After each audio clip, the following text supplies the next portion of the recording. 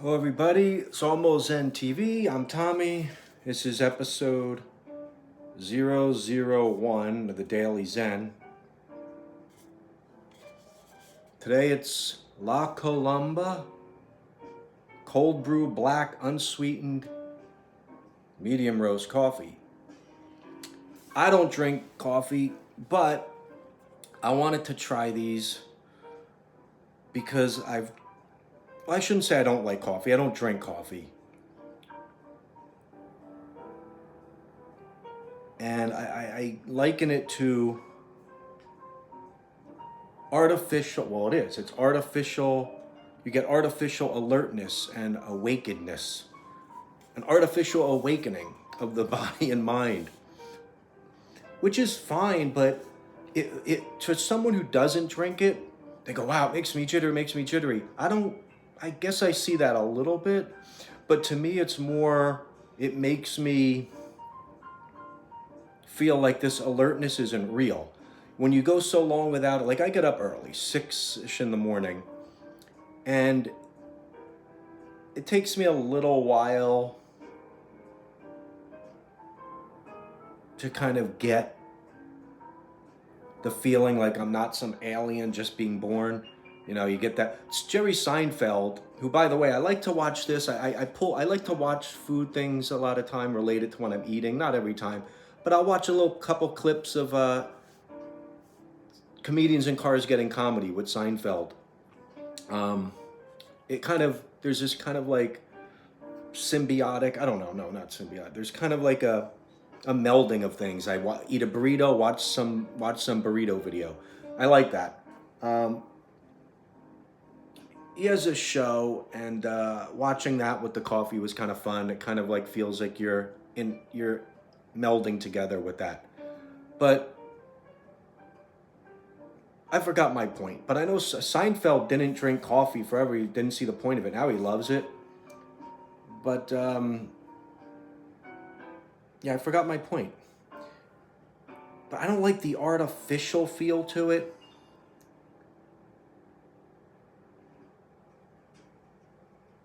No, I do remember what I was going to say. He was talking about, oh God, I should really remember these things. This is one of my trademarks. I don't remember what I was going to say. Talking about when you wake up and feeling groggy. God, what was the joke? Something about you wake up and I feel groggy.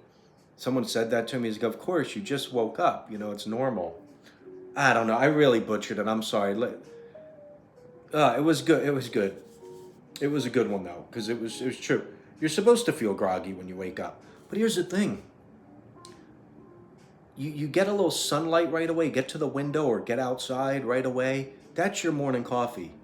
A little exercise, a little stretching. Yeah, it's more of a softer, gentle awakening, which people might not want to sit through that soft, you know, incline of awakening. They want it right away, and this stuff gives you that quickly right away. So it's like, why do you want the slow? You know, people don't want things slower these days, or even in the old days. If there's a way to make it happen faster, which I guess is the pull of coffee for generations, you can get there quicker. But I like the slow pace of becoming alert. I don't need it in 3.2 seconds. I don't mind if it's 3 minutes it takes me to get it. But people who drink this will get addicted to that and like, oh, I can't do anything without my morning coffee. Of course you can. Like, we've trained ourselves to not be able to do anything without checking everything on the internet first. Well, you can do that because there was a point where it wasn't there. But the artificial energy,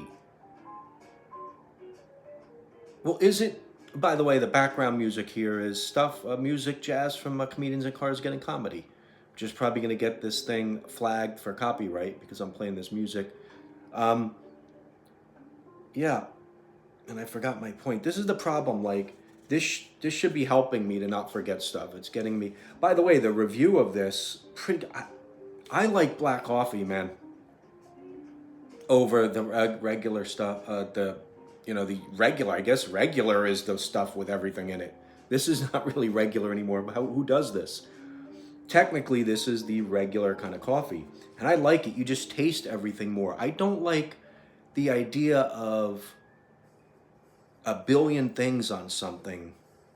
Look, there's nothing wrong with a burger with lettuce, tomato, pickle, ketchup, cheese. Okay, that has its place. But have a burger. Here's what you do. Make 2 burgers.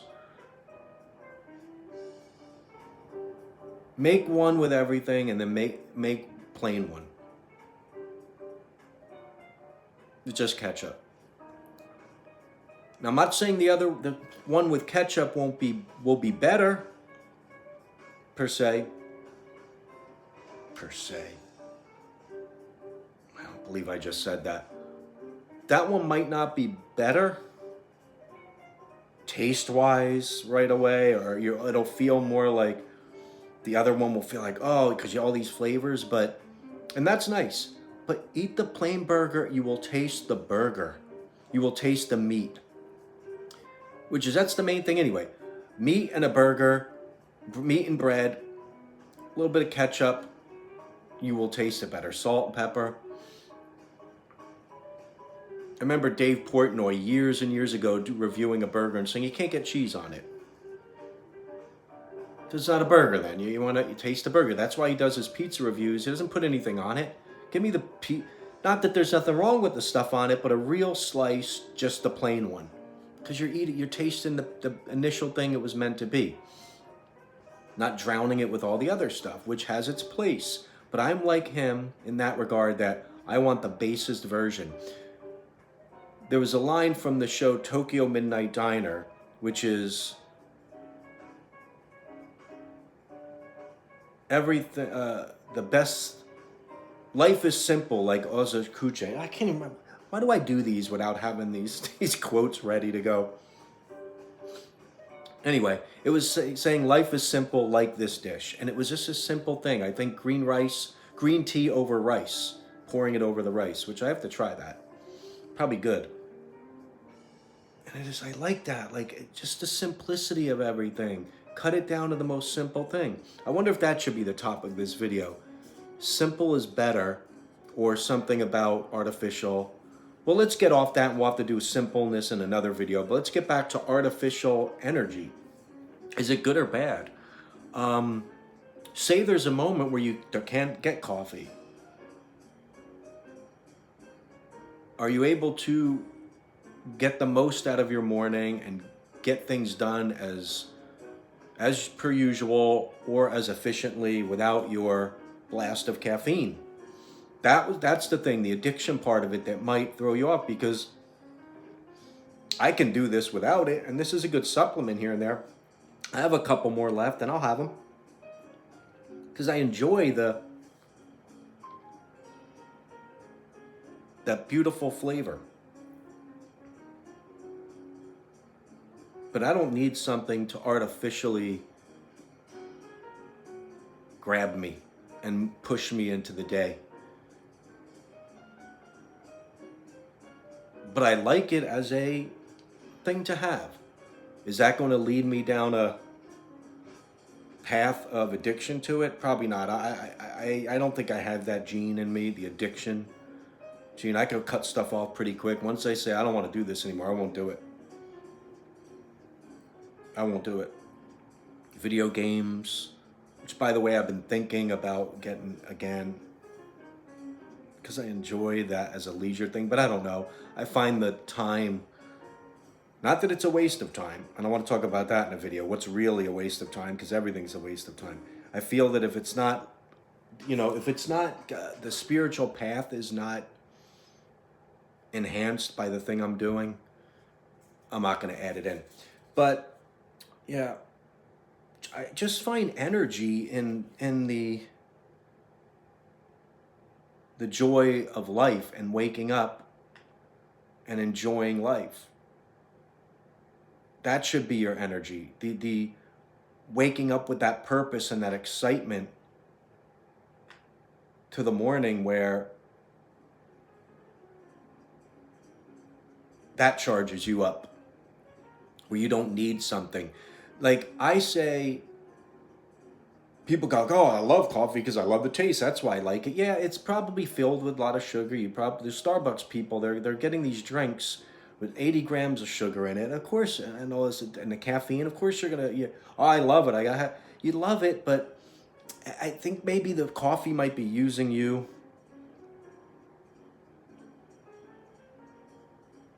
Not the other way around. I think we should use things and not have them use us. Like this, I'm going to forever use it. It will never use me.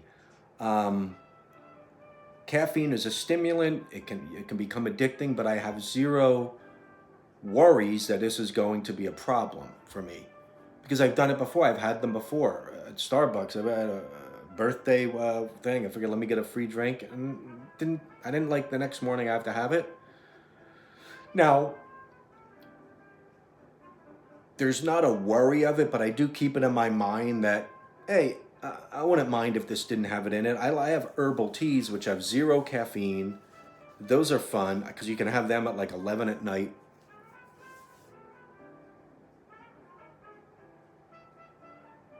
And it's pure, just herbals, whatever. But why do you drink coffee? If you drink it, and anybody in the you guys aren't going to comment, you're monsters. But put in the thing in the comments. Why do you drink coffee? Why did you start drinking coffee? Was it for knowing what's going to come? That I know I'm going to be energized from this, or is it because it's a thing to do? Because Starbucks, that we market this stuff to tell you to just want to drink coffee? Because I'll tell you what, kids are drinking coffee everywhere. There's kids in Starbucks all over. They're getting lattes. When I was a kid, coffee was disgusting to kids. All 5 all the way up to 25. Well, no one's I knew drunk coffee ever.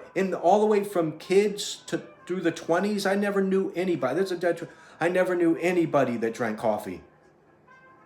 It was a thing you were like, ew. It was an adult thing for old people. Well, kids do it now because it's marketed as a thing you do. Oh, lattes, matcha, whatever, tea, even matcha tea, all this stuff. Come on, man, give me a break. So why are they drinking it? Not because they because it's marketed to them to drink, or they're pushed to drink that in the media or whatever, in society. No kids drank it. If you're my age, I'm 92. I'm not 92. I'm 82. Tell me in the comments if you're anywhere above 35, if you knew anybody growing up that drank coffee or that even looked at it as something you wanted to drink. This is all pushed on you. Now, what do they get out of it? They're like, oh, it's tasty, because they're not drinking black coffee. What 13-year-old's drinking black coffee? That's a disturbing thing, huh? No, they're drinking candy coffee. Candy coffee.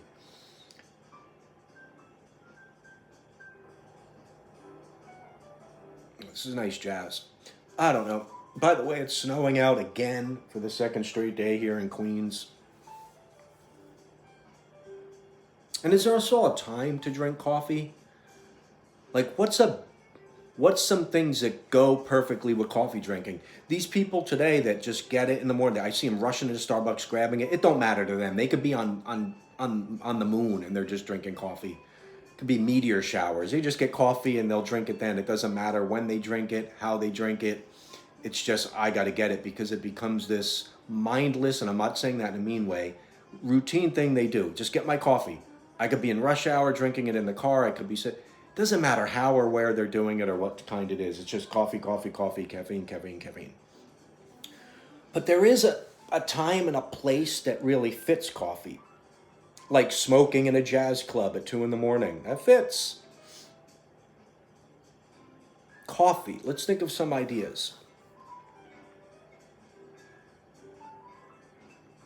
Sitting in a diner on a rainy morning, alone or with a friend talking. Oh, that's incredible. You can end up doing that for 3 hours. Give me another round. Refill? Sure, I'll have a refill. Oh my God, just think of that vibe. Coffee, rainy day, at the window. At the window, of course. Oh, of course, at the window. You'll be there for hours. You will slow down and drink it.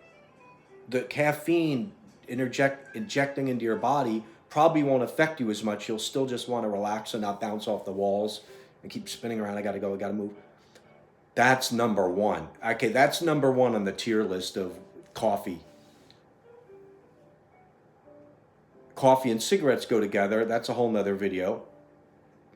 I wonder if adding the cigarette in, then you could do it anywhere. But diner, in the rain, window seat, number one coffee vibe. Hands down. Hands down. Hands down. Is there anything even close to that? Yeah, I just think if this was Family Feud and they go top 4 or 5 answers on the board, no, there's none. It would just be one, and it would be 100 people said the best place to drink coffee. But for conversation's sake, let's come up with something else. Oh my God, I don't know if there is any.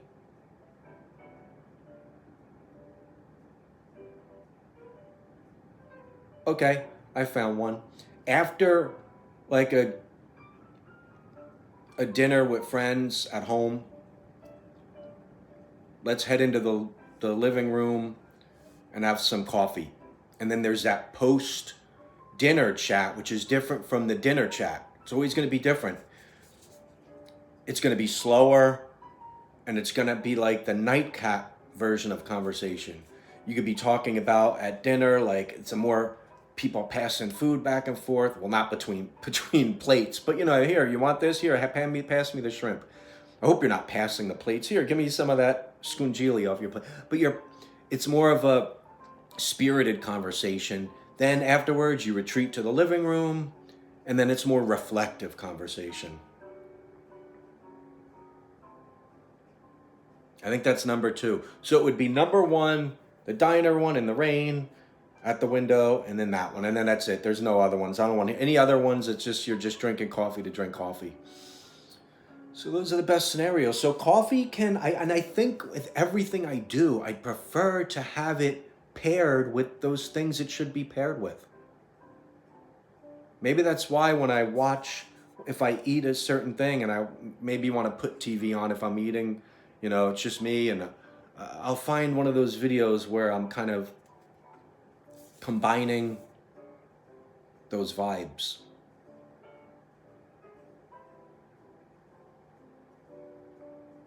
I want each thing to be enhanced. I want to be a spiritual experience, every single thing we do. I started off thinking I was going to talk about coffee and the idea of artificial energy, but now it just might be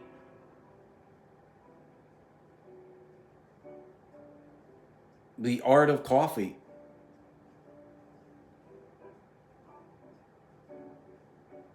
Everything should have, and it is, there is a Zen thing to coffee if you don't use it as this thing to plow through you. Because I wake up, I'm feeling groggy, I gotta run to Starbucks, get this in me and plow it down mindlessly while I'm sipping and not really realizing what I'm doing. But the mindfulness, coffee's meant to be savored. I do. Why do you think the cups, generally you get a coffee at a diner and it's in these little ceramic things like this big?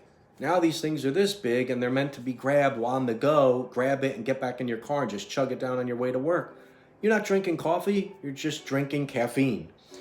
There's a big difference. Drink coffee, not caffeine. And the art of coffee should not be just pushed aside. Because there is a Zen thing to it. Like I sitting by that window in the rain, that's a transcendent experience. Do that. Next time it's raining, say, I'm going to go to a coffee shop Try Dunkin' or something. Anything where you just sit by the window. Get it. Even ask them if they could put it in a ceramic thing. They used to do that at places. I don't know if they do, if you can request it in a ceramic thing. I would go so far as to bring your own mug and pour your coffee into it. Sit near the window and see if that doesn't change everything. See if that doesn't change the entire vibe, the experience of drinking coffee. You will come back going, oh my God, that was like a spiritual event, a Zen moment that I want to do again. Where you get the coffee nowadays, people just get it and you can't remember what experience you had because it's this mindless thing you do every morning with no thought to it. No, it's just a fast-paced injection of caffeine. No mindfulness to it. But I think everything should be a spiritual experience. Where, people worried about dying. Oh my God, time. Oh my God, they're always saying, time goes so fast. I can't believe where it's going. And it's going so quick, and I don't want to die. It's like, well, slow something down that you're doing. Everything doesn't have to be blasted through. Especially coffee. It's going to give you a energy boost really fast anyway. So you'll have the energy. Alertness, that's what I'd like out of it, because I don't need energy from it. I like the alertness that it gives. It kind of like it feels, not that I need the alertness, but you feel more present. And that's nice. There's a sharp presence you get from it. It's hard to explain. But it doesn't feel like it's wrecking my nerves. I do sip it slowly. I've been sipping on this for about an hour. So it's going into me a little slower. But anyway, I do like this conversation. And next time I talk about coffee, I'm going to do it from a rainy window, and that's when we're going to talk about coffee. When a rainy window while I'm drinking coffee. I promise you that. So Zen and the art of coffee.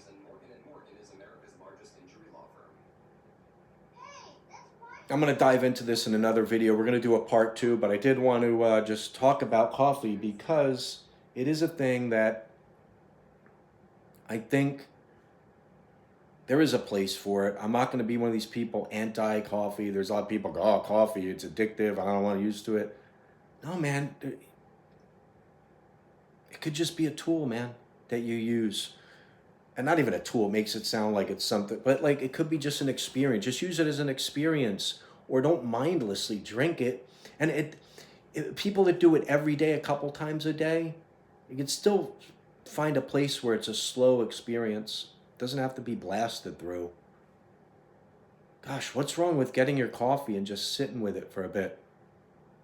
Especially when it's a 40 ouncer. You want to inject that into your veins in 5 minutes? Should be splitting those big ones up into like 3 servings anyway, 3 days. All right, guys. I want to thank you for watching episode 1 of the Daily Zen.